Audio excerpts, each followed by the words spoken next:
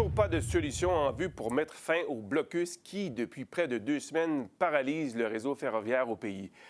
Le premier ministre Justin Trudeau continue de plaider pour un dialogue avec les protestataires. Alors, Marc-André, le premier ministre était donc de retour en Chambre aujourd'hui où il a plaidé pour le calme. Effectivement, en fait, il a demandé de pouvoir s'adresser à la Chambre des communes avant la période des questions. Et c'est à ce moment-là qu'en fait, il a reconnu qu'il y a plusieurs, évidemment, de Canadiens qui sont frustrés, perturbés par le blocus qui perdure maintenant depuis quand même 13 jours. Mais il a beaucoup insisté sur le fait qu'on doit poursuivre vraiment un dialogue ouvert, honnête, transparent avec les chefs autochtones.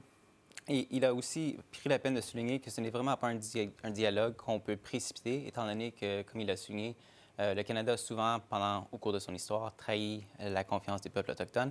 Et donc, la patience, aussi rare qu'elle soit, est d'autant plus importante selon le premier ministre. On l'écoute. Notre gouvernement va continuer de travailler jour et nuit pour rapidement et paisiblement trouver une solution.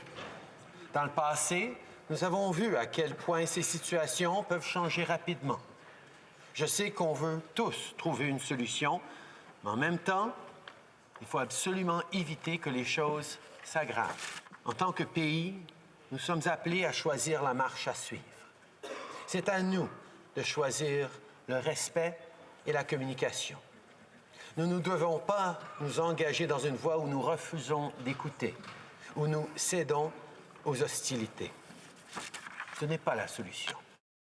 Et donc, cet après-midi, le premier ministre Trudeau a en fait rencontré plusieurs chefs de l'opposition, dont M. Singh, M. Blanchet et Mme May, pour justement discuter la façon qu'ils vont travailler ensemble pour tenter de trouver une issue à cette crise. Il faut souligner, par contre, que le chef conservateur Andrew Scheer n'a pas été invité à cette réunion. Selon le premier ministre, M. Scheer s'est disqualifié lui-même du fait qu'il, en fait, lui, il réclame une intervention plus musclée de la part du gouvernement.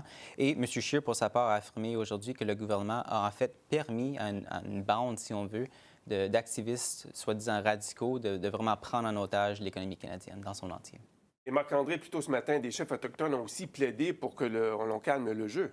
Oui, tout à fait. En fait, c'est le chef de l'Assemblée des Premières Nations, Perry Bellegarde, qui était accompagné de chefs de Premières Nations de la région, y compris 2 communautés, en fait, où il y a actuellement des blocus, donc Kahnawake et Tyendinaga.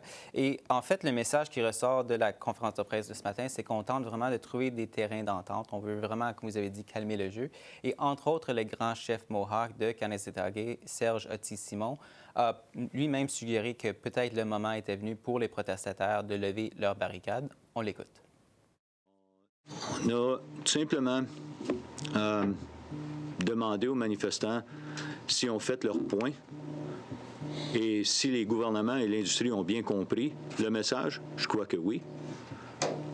Alors, avant de voir une escalation des tensions, parce que les gouvernements éventuellement vont être forcés à faire quelque chose, on ne sait pas quoi, mais peut mener aussi à une escalation de notre côté et tout le monde va être perdant.